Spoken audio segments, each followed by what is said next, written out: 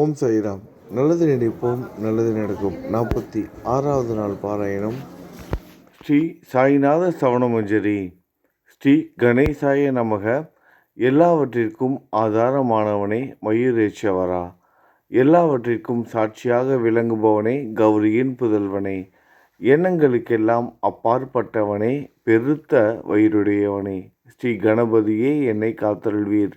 நீ எல்லா பூதகணங்களுக்கும் முதல்வன், தலைவன். எனவே கணேசன் என அழைக்கப்படுகிறாய். நீ எல்லா சாஸ்திரங்களாலும் ஏற்றுக்கொள்ளப்பட்டவன். புனிதமான முகமுடைய பாலசந்திரனே, சாரதே, வாக்கின் தெய்வமே, நீ வார்த்தைகளுக்கெல்லாம் தலைவி, உலகின் உயிரோட்டத்தின் காரணகர்த்தாவே, நீ படைப்பாளிகளின் இறைவி, நீ எப்போதும் இத்தேசத்தின் அணிகலன், எங்கும் நிறைந்து இருக்கும் எல்லையில்லாத சக்தியே, உலகின் தாயே, உன்னை வணங்குகிறேன்.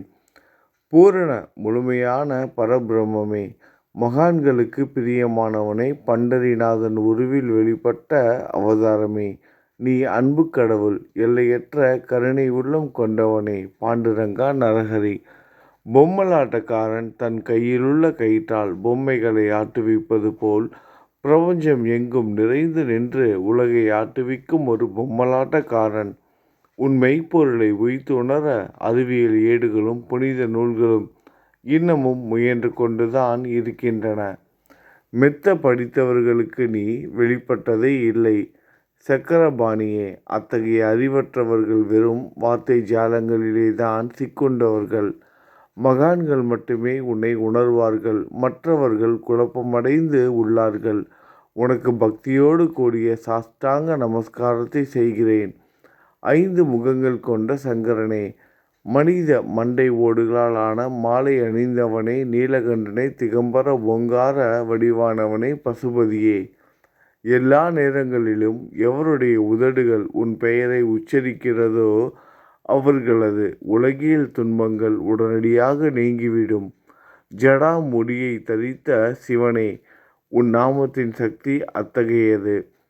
உன் பாதங்களை வணங்கி நான் சாயி புகழை கூறும் இந்த துதியை எழுதுகிறேன். இந்த அருட்பணி முழுமையடைய எனக்கு அருள்வாயாக. நீலகண்டா, அழகால விஷமுண்ட சிவனே.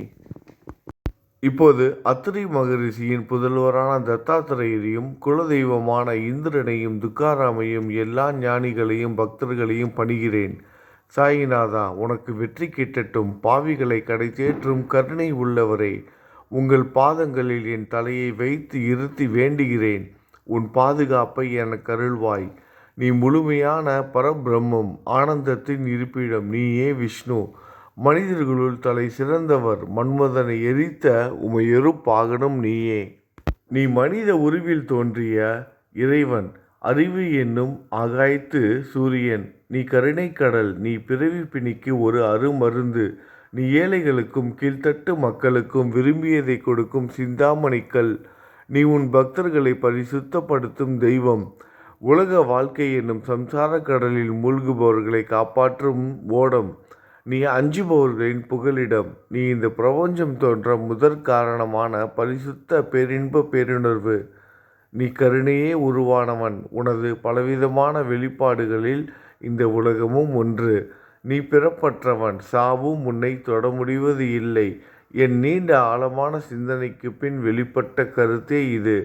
பிறப்பு இறப்பு என்பவை அஞ்ஞானத்தால் தோன்றும் வெளிப்பாடே. மகாராஜா, நீங்கள் இறப்பும் பிறப்பும் மற்ற சுதந்திர பறவை. தண்ணீர் நீரூற்றாக தோன்றினால் அதன் ஆதாரம் அங்கு இருப்பதாக அர்த்தமா? ஏற்கனவே அது அங்கு நிரம்பி இருந்தது. பூமியின் உள்ளே இருந்தது, ஊற்றாக வெளியே வந்தது, அவ்வளவுதான். மணற்படுகையில் நீர் ஊற்றாக வெளிப்பட்டதும் அது நீரோடை என்ற பெயர் பெற்றது. அதன் சரியான பெயர் ஊற்று. தண்ணீர் இல்லாவிட்டால் அது வெறும் மணற்படுகையே. அந்த மணற்படுகையில் தண்ணீர் ஊற்றாக வந்தாலும் அல்லது வற்றி போனாலும் தண்ணீருக்கு அதனால் ஒன்றுமாவது இல்லை.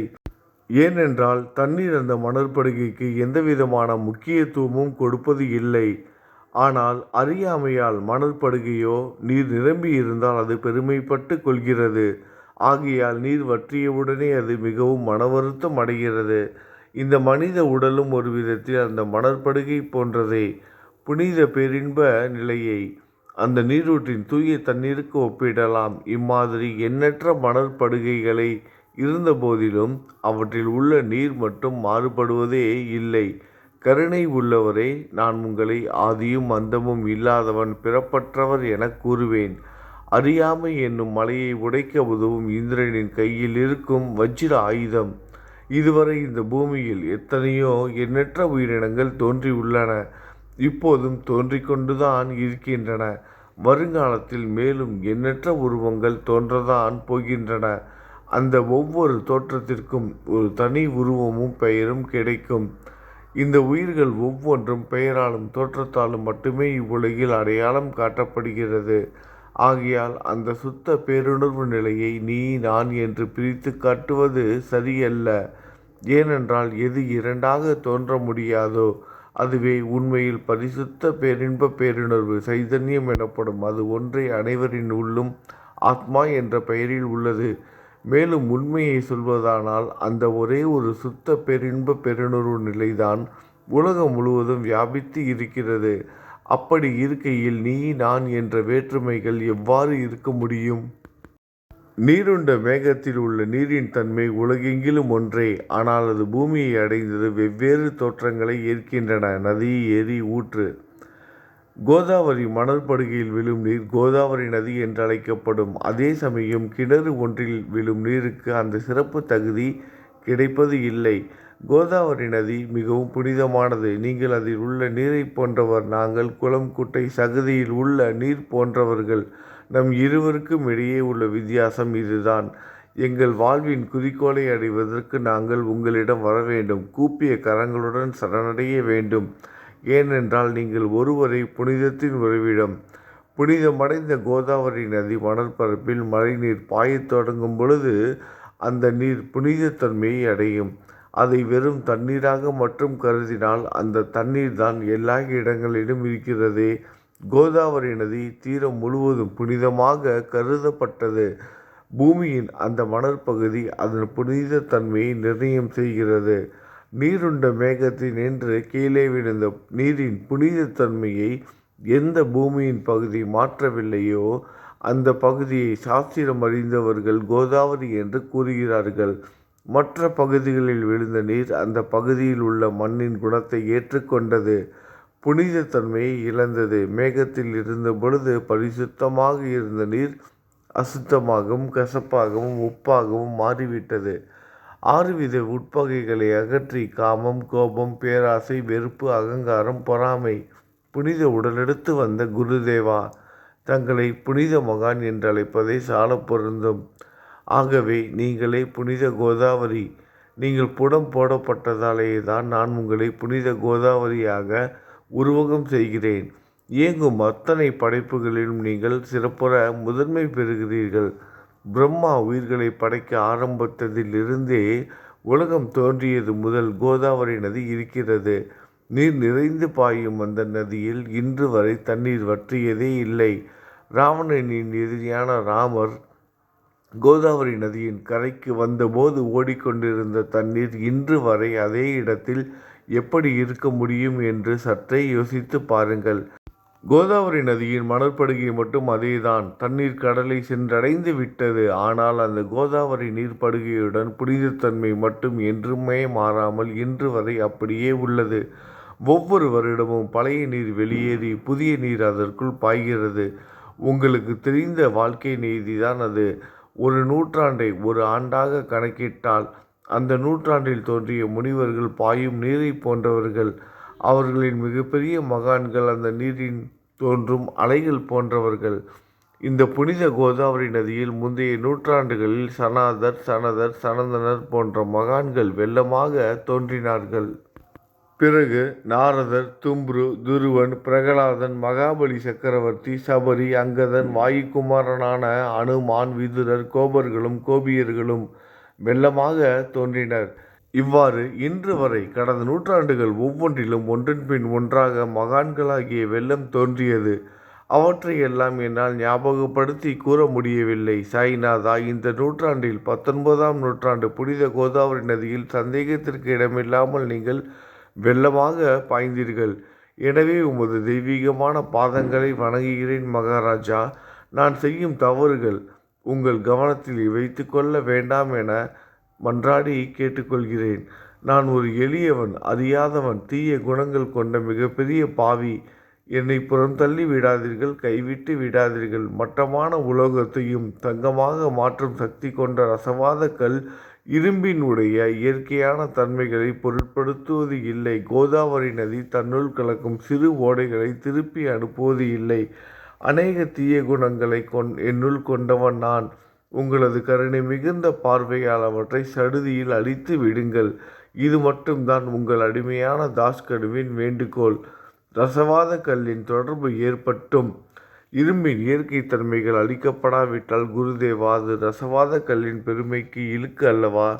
என்னை பாவியாகவே இருக்கும்படி விட்டு விடாதீர்கள். தங்களை குறைவாக மதிப்பிட்டு கொள்ளாதீர்கள். நீங்கள் ரசவாத கல், நான் இரும்பு. எனக்கு ஏற்படும் இழிவுகள் தங்களுக்கு ஏற்படும் இழிவுகள் அல்லவா? ஒரு குழந்தை தவறுகள் செய்து கொண்டேதான் இருக்கிறது. ஆனால் அதற்காக தாயார் கோபம் அடைவது இல்லை. இதை தாங்கள் நினைவில் வைத்து கொண்டு எனக்கு உங்கள் அருளாசிகளை தாருங்கள். சத்குரு சாய்நாதா, நீங்கள் எனது கற்பக விருட்சம், சம்சார கடலை கடக்க உதவும் கப்பல்.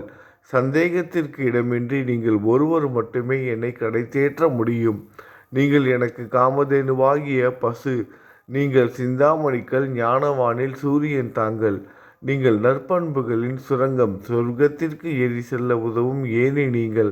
புனித செயல்களின் நிறைகள் நிறைய கொண்டவரை, பரிசுத்தமானவரை, சாந்தி மற்றும் பேரின்பத்தின் மொத்த உருவமே, இரண்டாக இல்லாதவரை, வேறுபாடு இல்லாதவரை, அறிவு கடவுளை, குறைகளற்ற முழுமையான அறிவாக உருவெடுத்தவரை, மனிதர்களில் உன்னதமானவரை, சாந்தி மற்றும் மன்னிப்பதின் உறைவிடமே, பக்தர்களின் அடைக்கலமே, என்னை ஆசீர்வதியுங்கள், என்னை ஆசீர்வதியுங்கள்.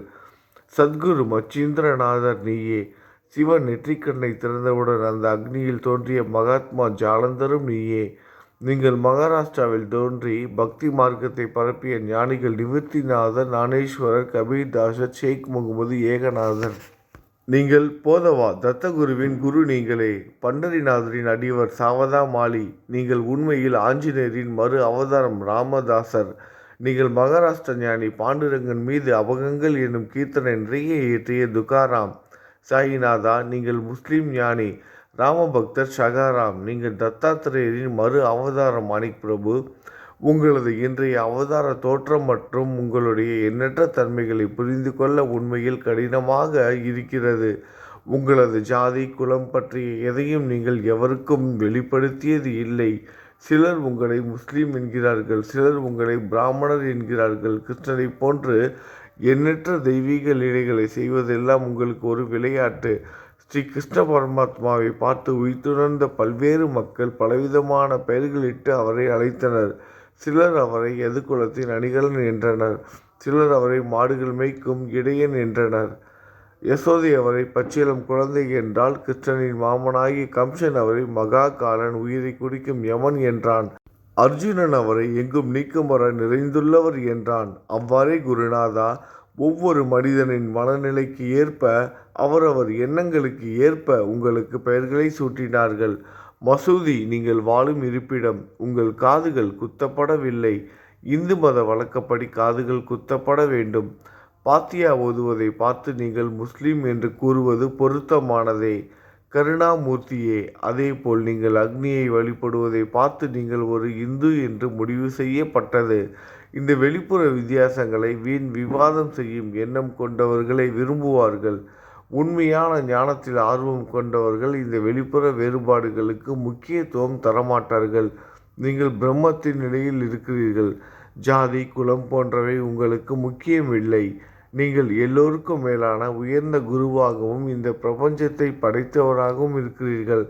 முஸ்லிம் இந்துக்களுக்கு இடையே பகைமையுணர்வு ஏற்பட்டதால் அவர்களுக்கிடையே இணக்கமான உறவையும் ஒற்றுமையையும் ஏற்படுத்துவதற்காகவே நீங்கள் மசூதியில் அமர்ந்து அக்னி வழிபாட்டை நடத்தி உங்கள் லீலைகளை பக்தர்களுக்கு காட்டினீர்கள். நீங்கள் ஜாதி மதங்களுக்கு அப்பாற்பட்டவர். நீங்கள் பிரம்மமே. உண்மையில் அதுவே நீங்கள்தான். நீங்கள் உண்மையில் எண்ணங்களுக்கும் அப்பாற்பட்டவர். உங்களை பற்றிய வாத பிரதிவாதங்கள், ஊகங்கள், ஆதாரம் இல்லாத கருத்துக்கள் நடமாடும் இடத்தில் என் வார்த்தைகளுக்கு முக்கியத்துவம் எப்படி கிடைக்கும்? ஆனால் உங்களை பார்க்கும் பொழுது என்னால் மௌனமாக இருக்க முடியவில்லை. வார்த்தைகளால் போற்றுதலே உலக வழக்கில் உள்ள ஒரே வழக்கம். ஆகையினால் உங்கள் அருளாசியுடன் வார்த்தைகளால் எப்படி எல்லாம் போற்ற முடியுமோ அவ்வண்ணமே போற்றி புகழ்கிறேன். கடவுளின் நிலையை விட மகான்களின் நிலை வேறுபட்டும் மிக உயர்ந்ததாகவும் இருக்கும்.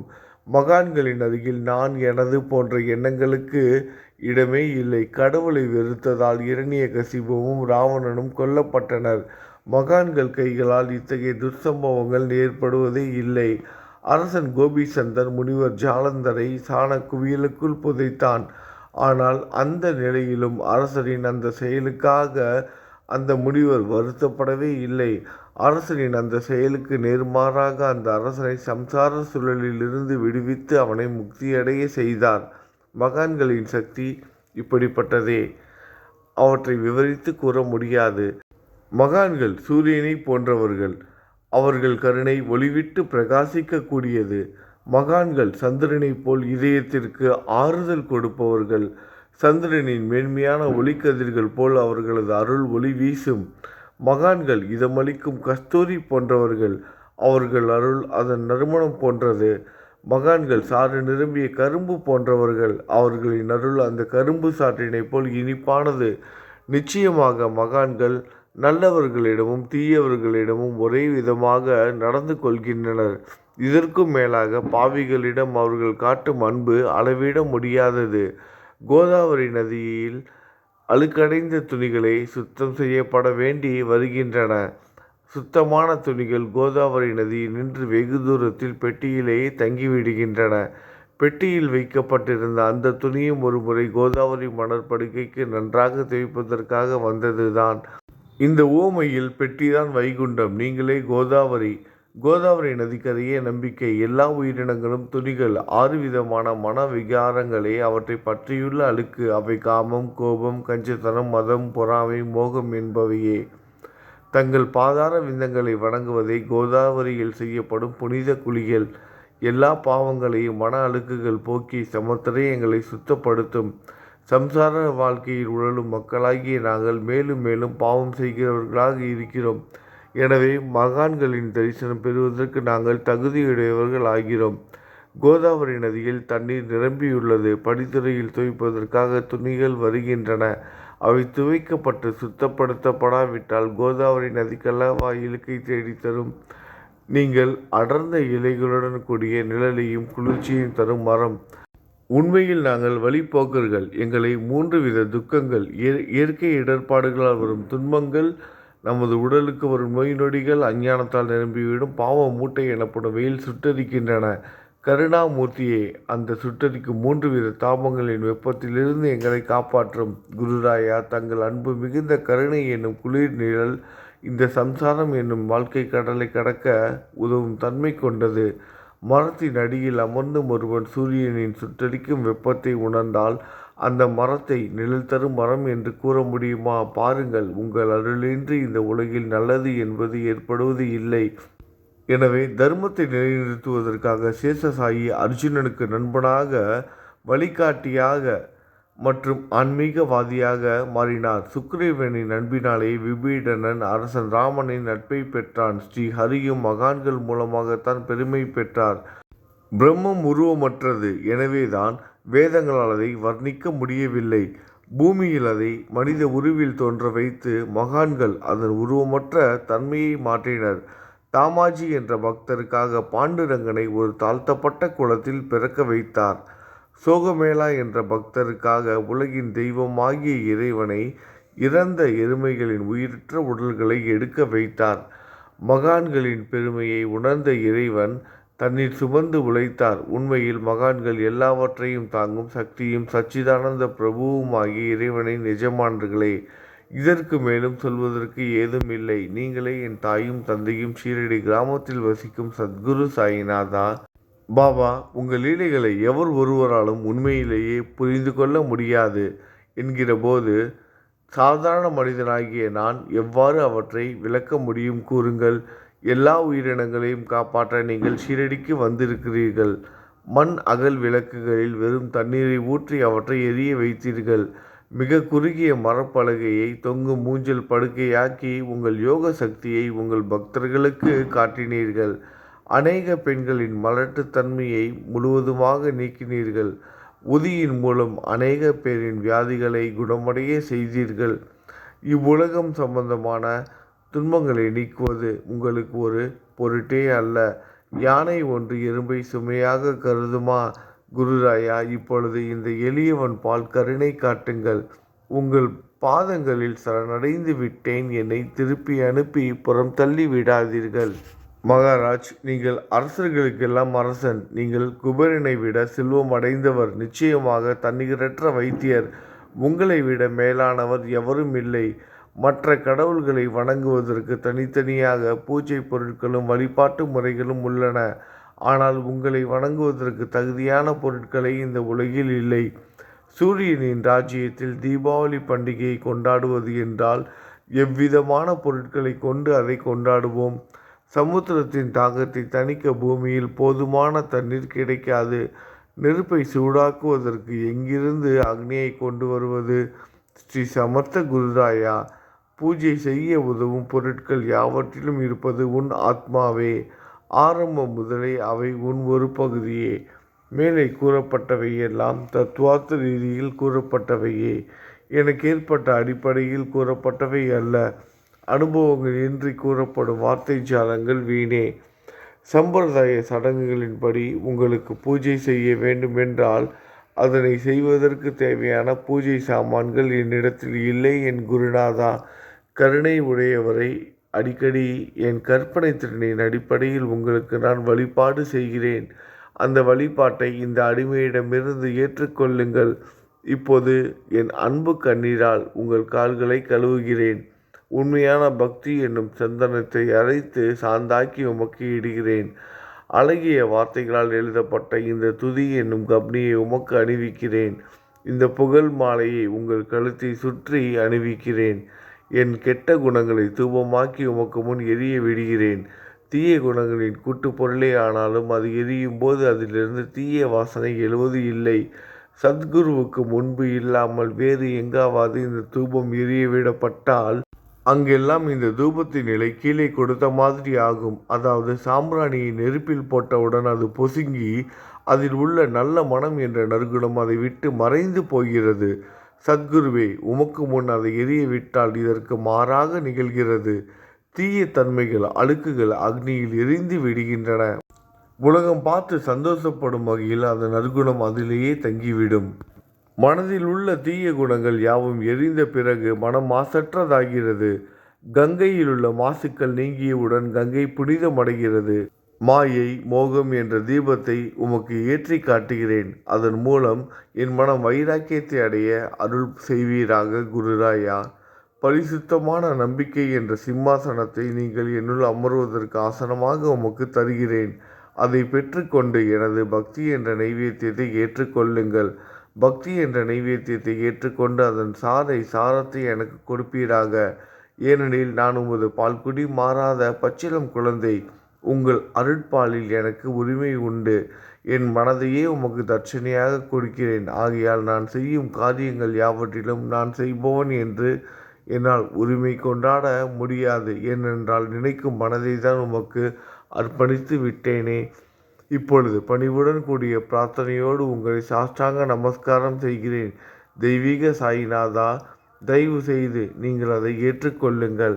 8 பிரார்த்தனைகள். சாயிநாதா, சாந்தமான மனமுடையவரே, அறிவின் சிகரமே, அன்புள்ளம் கொண்டவரே, கருணை கடலே, உண்மையின் உறைவிடமே, மாயை என்னும் இருளை அகற்றுபவரே, ஜாதி மதங்களுக்கு அப்பாற்பட்ட துறவியே, எங்களின் புரிந்து கொள்ளும் திறமைக்கும் அப்பாற்பட்டவரே, அன்பின் இருப்பிடமே, ஷீரடிநாதா, என்னை காப்பாற்றும். ஞான சூரியனே, ஞானத்தை அளிப்பவரே, எல்லாவித நல்ல செயல்களையும் செய்பவரே, பக்தர்களின் மனங்களில் ஒளிரும் பரமஹம்சரே, தங்களை சரணடைந்தவர்களை காப்பவரே, படைக்கும் தொழில் புரியும் பிரம்மாவே நீங்கள், காக்கும் கடவுள் விஷ்ணுவே நீங்கள், 3 உலகங்களையும் கடைசி லயமடைய செய்யும் ருத்திரனும் சிவனும் நீங்களே. நீங்கள் இல்லாத இடமே இந்த பூமியில் ஏது? எல்லாம் அறிந்த இறைவன் நீங்கள். எங்கள் அனைவரின் இதயங்களிலும் வசிப்பவரும் நீங்களே. எனது எல்லா குற்றங்களையும் மன்னிக்க வேண்டும் என வேண்டி கேட்டுக்கொள்கிறேன். அலை அலைகளாக வரும் சந்தேகங்களையும் மன மயக்கங்களையும் போக்குவீராகுக. நீங்கள் பசு, நான் புதிதாக பிறந்த இளம் கன்று. நீங்கள் சந்திரன், நான் சந்திர காந்தக்கல்.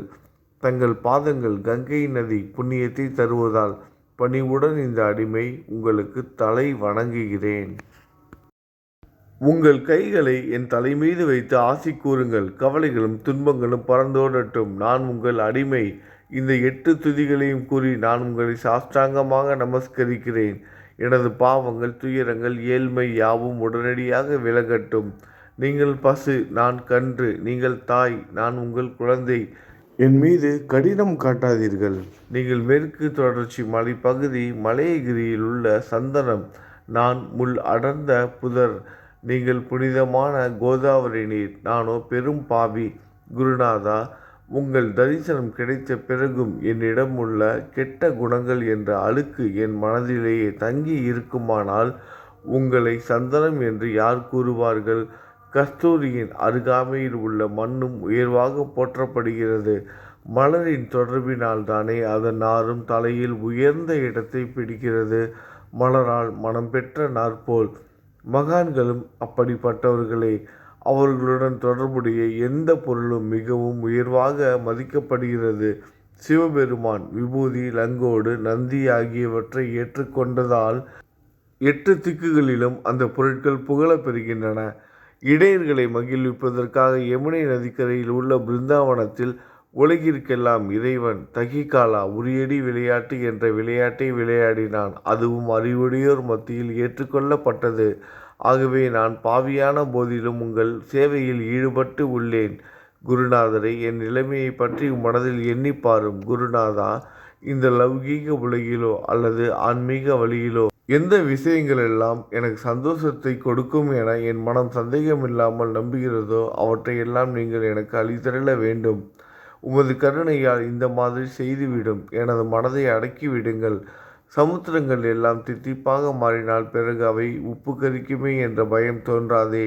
சமுத்திரத்தை தித்திப்பாக்கும் சக்தி உங்களுக்கு உண்டு. ஆகையால் தான் எனது இந்த வேண்டுகோள். தயவு செய்து இந்த வேண்டுகோளை நிறைவேற்றும். என்னிடம் என்னென்ன குறைகள் உண்டோ அவை அனைத்தும் உங்களுடையதே. ஆத்ம ஞானம் பெற்றவர்களில் முதலிடத்தில் உள்ள உங்களிடம் குறை என்பதை பொருந்தாதே. இப்போது இதற்கு மேலும் நான் ஏன் அதிகம் பேச வேண்டும்? நீங்கள் தான் எனது ஒரே அடைக்கலம். தாயின் இடுப்பிலுள்ள ஒரு குழந்தை இயல்பாகவே பயமற்று இருக்கும். மகாராஜ், இந்த துதியை எவரவர்கள் அன்புடன் படிக்கிறார்களோ கேட்கிறார்களோ அவர்களின் ஒவ்வொருவரின் ஆசைகளை தயவு செய்து நிறைவேற்றும். இந்த துதியை படிப்பவர்களின் கேட்பவர்களின் 3 வித தாபங்களையும், இயற்கையின் இடர்பாடுகளில் வரும் துன்பங்கள், நமது உடலுக்கு வரும் நோய் நொடிகள், அஞ்ஞானத்தால் நிரம்பிவிடும் பாவ மூட்டை 1 ஆண்டிற்குள் விலகிவிடும் என்பதே இந்த துதிக்கு உங்களது ஆசையாக என்றென்றும் நிரந்தரமாக இருக்கட்டும். குளித்து முடித்துவிட்டு மனதின் முழுமையான நம்பிக்கையுடன் இந்த துதியை தொடர்ந்து பாராயணம் செய்ய வேண்டும். அப்படி முடியாவிட்டால் வாரம் வாரம் வியாழந்தோறும் சத்குருவை வணங்கி அவர் உருவை தியானம் செய்து கொண்டு இந்த துதியை பாராயணம் செய்யுங்கள். இதுவும் கூட முடியாவிட்டால் மாதம் வரும் 2 ஏகாதசி தினங்களில் இந்த துதியை பாராயணம் செய்யுங்கள். இது ஏற்படுத்தும் விளைவுகளை பார்த்து அதிசயப்படுவீர்கள். குருமூர்த்தியான சாயிநாதர் இந்த துதியை பாராயணம் செய்பவர்களுக்கு இவ்வுலகியல் ஆசைகளை முழுமையாக உடனடியாக நிறைவேற்றுவார். இந்த துதியை திரும்ப திரும்ப பாராயணம் செய்வதால் முட்டாள்கள் கூர்மையான புத்தியை அடைவார்கள். யாருடைய வாழ்நாளாவது குறைவானதாக இருப்பின் இந்த துதியை அவர்கள் படிப்பதால் 100 ஆண்டு காலம் வாழ்வார்கள். இந்த துதியை தொடர்ந்து பாராயணம் செய்து வந்தால் செல்வம் குறைவாக இருந்தால், ஏழையாக இருந்தால், செல்வத்தின் அதிபதி குபேரன் அவர்கள் வீட்டிற்கு வந்து தங்கி அவர்களுக்கு ஏவல் புரிவான். இது சத்தியம், இது சத்தியம், இது சத்தியம் என 3 முறை கூறுகிறேன். குழந்தை செல்வம் இல்லாதவர்கள் இந்த துதியை தொடர்ந்து படித்து வந்தால் குழந்தை செல்வம் பெறுவர். இந்த துதியை படிப்பவர்களின் வியாதிகள் எல்லா பக்கங்களிலும் பறந்தோடிவிடும். வியாதியினின்று குணம் கிடைக்கும்.